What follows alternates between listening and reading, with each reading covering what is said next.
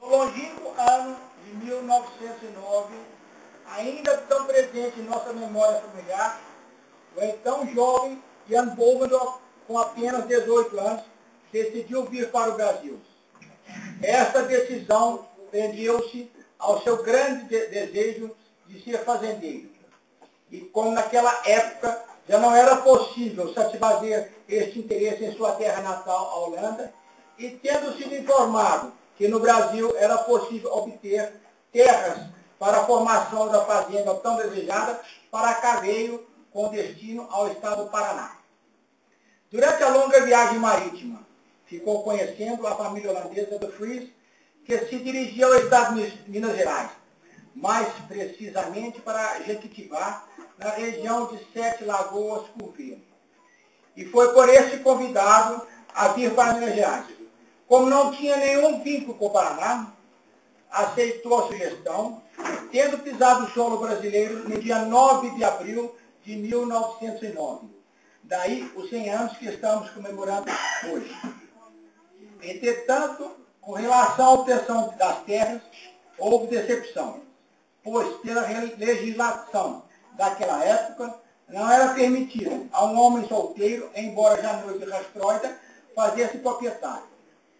Nesse meio tempo, havia travado conhecimento com Antonino Pinto Mascarenhas, conhecido como Santo Nino, que, tomando conhecimento de sua intenção de retornar à Holanda, o convidou a trabalhar na fábrica de tecido Sérgio Cachoeira.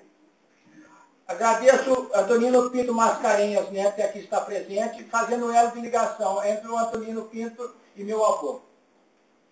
Ao longo da vida, tornaram-se amigos, inclusive Antonino Pinto Mascarenhas viajou para o Rio de Janeiro para receber a jovem holandesa que vinha ao encontro de seu novo Jan, no primeiro navio que partiu da Holanda no término da Primeira Guerra Mundial, tendo sido padrinho do casamento realizado no dia 6 de março de 1919, mesma data do desembarque no cais do Rio de Janeiro. Gostaria de destacar, nesse momento, a presença do Antonino, que já falei. O que está fazendo é a ligação entre as nossas amizades, as nossas famílias. Jan Bovendorf, tendo se desligado da Sete Cachoeira, tornou-se empresário e empreendedor em diversas modalidades de negócios, tais como comércio, indústria e representações. Inclusive, após a Segunda Guerra Mundial, ao fim, foi representante da companhia aérea holandesa KLM. Em novembro de 1933, Jan Bovendorf foi nomeado vice-cônsul da Holanda para Minas Gerais.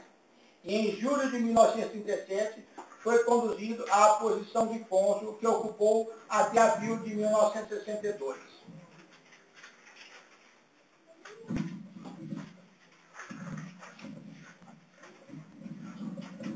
Foi agraciado por decreto real de Sua Majestade a Rainha Juliana, com o título de Ridder in de Orde van Oranje-Nassau, em 24 de abril de 1951. Jan Bovendorf foi eleito em 2 de janeiro de 1954, para um período de 2 anos, o primeiro presidente do Corpo Consular recentemente criado.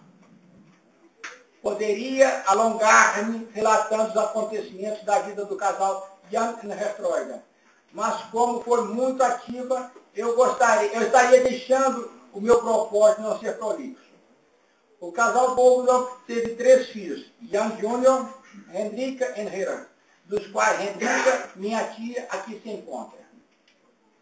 João Júnior foi empresário do comércio, tendo sido nomeado cônsul da Holanda em julho de 1965, ocupando o cargo até 1988. Foi presidente do Corpo Consular, acreditado junto ao governo de Minas Gerais, sendo reeleito por 7 períodos consecutivos. Foi agraciado pelo governo de Minas Gerais e outras entidades com diversas medalhas, entre elas a Grande Medalha da Inconfidência. Pelo governo holandês, por decreto real de Sua Majestade a Rainha Beatrix, foi agraciado com o título Ridder in de Orde van Oranje-Nassau, em 8 de abril de 1980. Casado com Adélia, deixou 2 filhos, Rulof e Lúcia, que também é uma grande saudade. Gerard foi industrial de produtos químicos, destinados especificamente à indústria têxtil, atividade que obteve muito sucesso.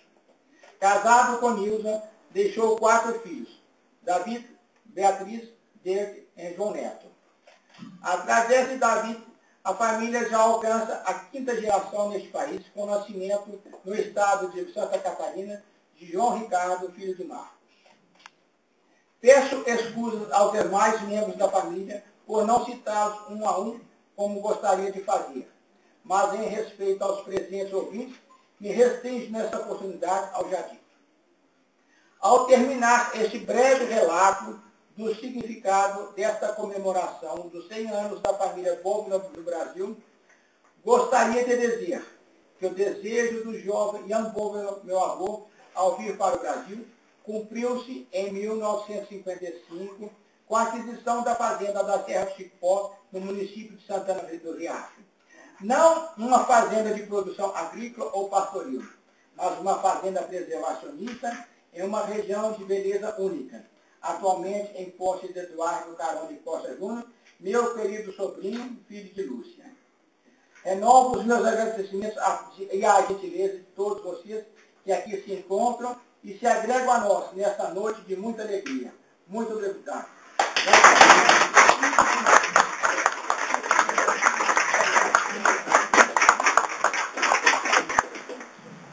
Acho que estamos a par agora.